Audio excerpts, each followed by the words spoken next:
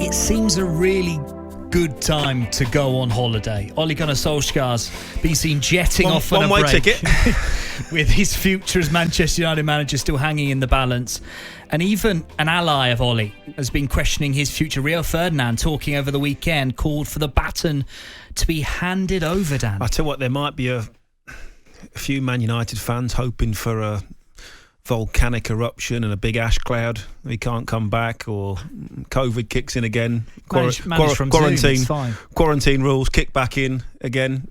I mean, we've heard it all there, haven't we? And I've said from the very, very beginning, I was never in favour. It was a poor appointment in the first place.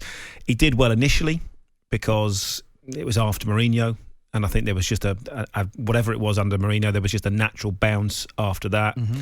They gave him the deal, then obviously it all sort of fell apart, didn't it? And has he proven that he's an elite manager to this point? No, is the answer. Semi-finals, not won anything, not got over the line at times. Some of the performances, some of the tactical decisions, and I go back to, I did the young boys game for talkSPORT, talkSPORT 2, whichever it was.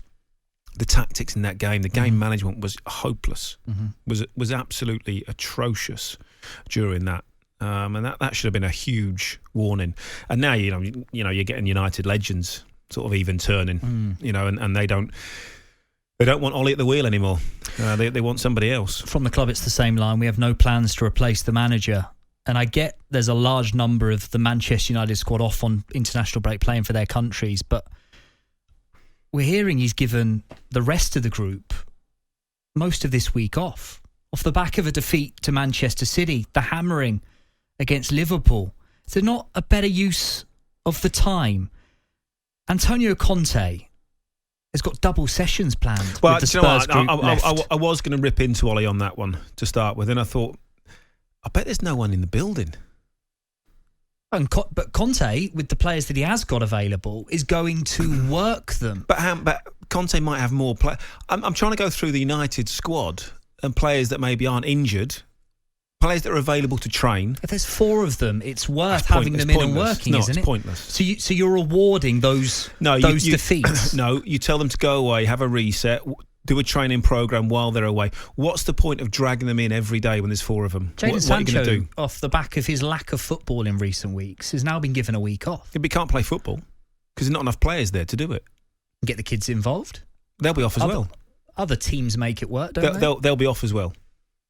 So the Manchester United training ground, Carrington this week will be a ghost town. I know two grounds where senior players, the 23s, 18s, will have had 4 days off.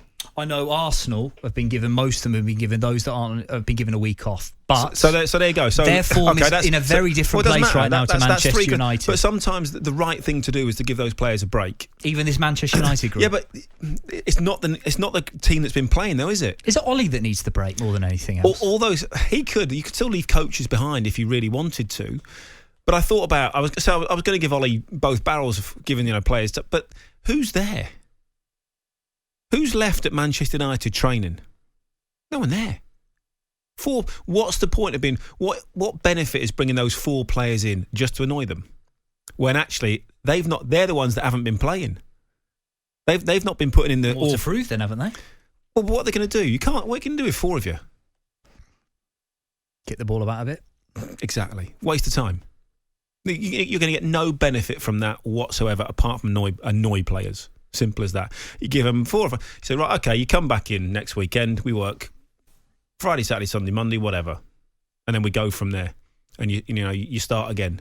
Is there a lack of decisiveness at Manchester United? Without a shadow of a doubt. But alarming lack of identity. Yes, but I'm not going to slaughter Ole for giving a few players that have been left behind international duty a few days off, because that's pretty standard no matter what you're doing. Oh, well, there is no... Manchester United will do okay this season because I've said all along they've got good players. And when those good players turn up and they put in a performance, they can beat anybody. PSG in the Champions League. They have no real structure. So if you're playing against a team of equal quality, and there are a few of them in the Premier League, they're more organised, they work harder, you're going to lose. If you're playing against teams that aren't as good quality as you and work much harder than you and are more organised than you, you've still got a good chance of losing. You can't just rely on those players being good. It's a little bit like when I played under Kevin Keegan at Man City. And I'm possibly, I don't know, but probably Keegan did this at Newcastle.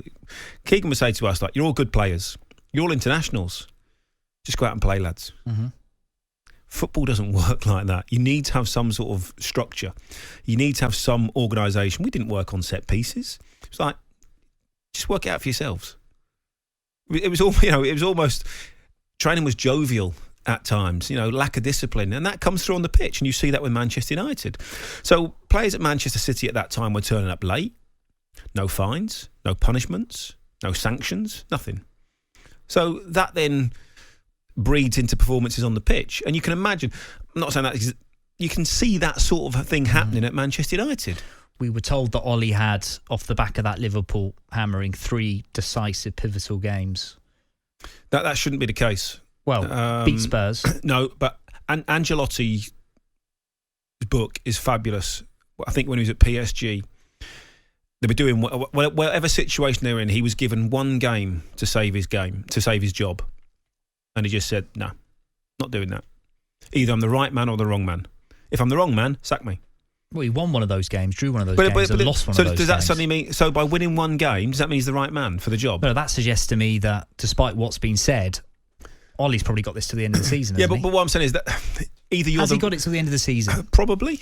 Either you're the right man or you're the wrong man. 2 games, 3 games should not define your season. Simple as that. Because you could win that game. So Daniel Farke, for instance. So you have to accept Norwich have made the right call. Doesn't matter that they won the game. They'd made their decision. Daniel Farke was going. Simple as that. Wouldn't have mattered if they'd have beat Brentford 10-0. He was still getting sacked. And fair play to them, they'd made that decision. To say to a manager you've got 3 games to save your job is ridiculous. You could have the 3 worst performances ever and you could get an own goal, you could get a penalty and you could win the game. I just want to repeat. So Antonio Conte at Spurs has gone in there. 2 clubs at a low ebb, Spurs and Manchester United. Conte's gone into Spurs, and with everybody available, those not on international duty, he has got double sessions planned throughout the week at the training ground. Meanwhile, at Manchester United, everyone has been given days off. Everyone's been allowed to go on holiday, and you've got no issue with that. But what would you define holiday? Well, they've been given a break. Right, break. And most of them have probably decided to jet off somewhere, I would imagine. Right, so I happily give Manchester United and Ole Gunnar Solskjaer plenty of grief. But tell me who those players are that were left behind. Tell me who the players are at Manchester United that aren't injured and aren't on international duty. We know that Jadon Sancho is one of them. One. Yeah. We'll have our what's he going to do? Run around the pitch on his own? We're going to have our team, the other side of the glass. Play a 5-a-side by himself. Work out how many players could potentially train for Manchester United